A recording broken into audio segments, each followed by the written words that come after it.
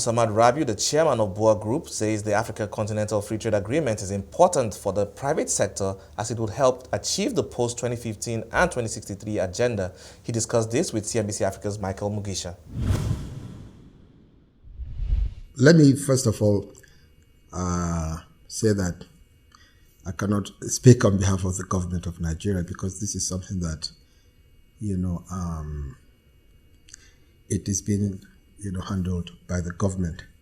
But as far as the private sector is concerned, I believe that this is an important, very important agreement. This is from, the private sector's perspective. It is important because if it is achieved, it will strengthen, the continent vis-a-vis the rest of the world. It is important because there are a lot of benefits, not only for Nigeria, but, for the whole continent, because it will support what we are trying to do. That is achieving the post-2015 Africa Development Agenda as well as the 2063, agenda. So it is important. And the benefits are there, a lot of benefits from, agriculture to food production, to mining, to manufacturing, to financial services, and IT, and so many others.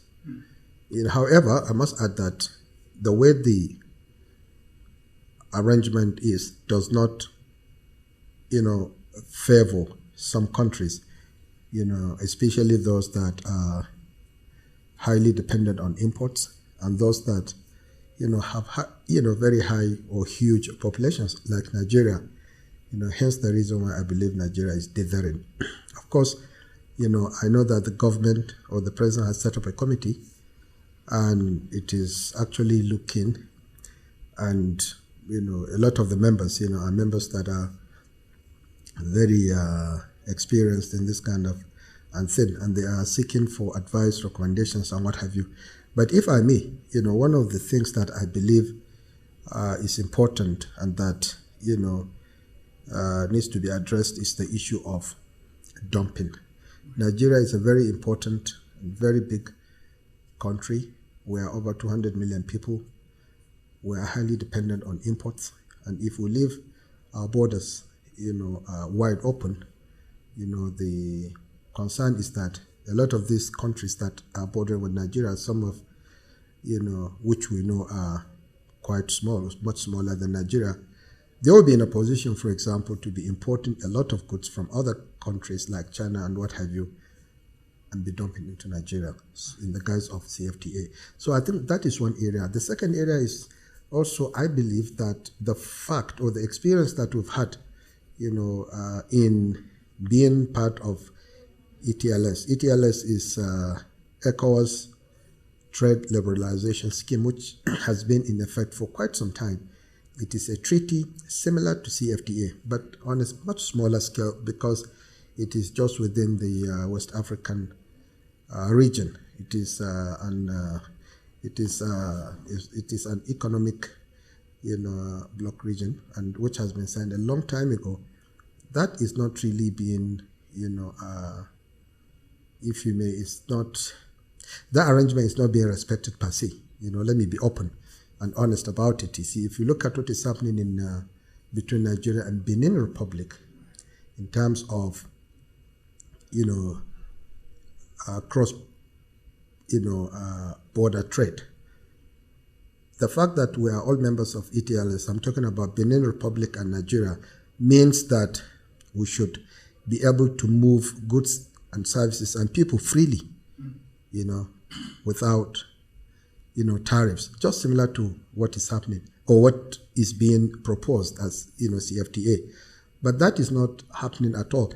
A cement manufacturer in Nigeria is not allowed to go and sell cement in Benin Republic, even though Nigeria and Benin Republic are both members of the ETLS. That is one example. Another example is that in Burkina Faso, which also is a member of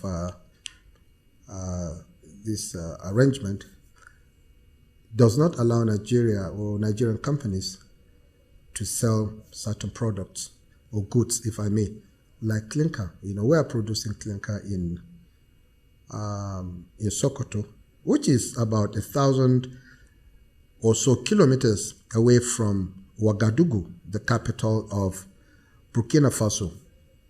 And we cannot sell either cement or clinker to Burkina Faso. Yet they import clinker from China, from Turkey, from other parts of the world. And because Burkina Faso is a landlocked country, they have to take their goods all the way to Togo, and from Togo they now transport it by road to Ouagadougou, which means, double handling, because they import, they take to Togo, from Togo they transport to Ouagadougou. Yet we are just the same distance, as Ouagadougou to, from Lomé to Ouagadougou, but we are not allowed because the cement will be cheaper, or clinker will be much cheaper, about 30% cheaper. What do you see is driving them to getting their clinker from Turkey? This is what I don't know, and this is what we're trying to find out. Because we're going back to, just to buttress the reason why, or reasons why Nigeria maybe is different. This is my own opinion. Right. So it's like, from the experience we're having, if this treaty, which is smaller than what we're talking about, if this is not working, how are we sure that a bigger arrangement is going to work? But again, these are all issues that I believe, if discussed and addressed, maybe they will be resolved. So I think there is need for engagement between the private sector and the government. And I'm talking about African governments, so that most of these issues are addressed. Everybody is talking about the fact, why is it that Nigeria is not signing? Why is it that Nigeria has not signed?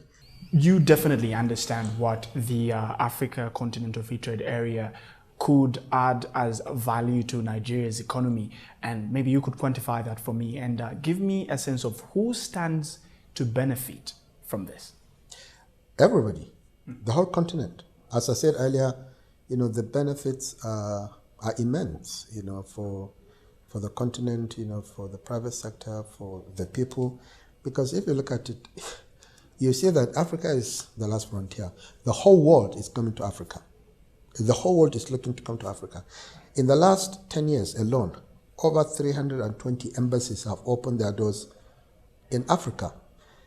Africa is important and becoming more so, not least because of the, of Africa's growing population, of the world. It is predicted that by 2025 now, Africa is going to be, the biggest in terms of population. There will be more Africans than the Chinese people by the 2020, and the Indians as well. By the year 2025. I mean, the Chinese are more than the Indians. So we're saying that we're going to be more Africans than the Chinese people. So that means, more than the Indians. So because of that, everybody's coming here. Therefore, if we're able to integrate, we're able to open up the continent, the opportunities that are there would be a lot more than what we're even seeing now. So it is very, very important, and we stand to benefit more than anybody.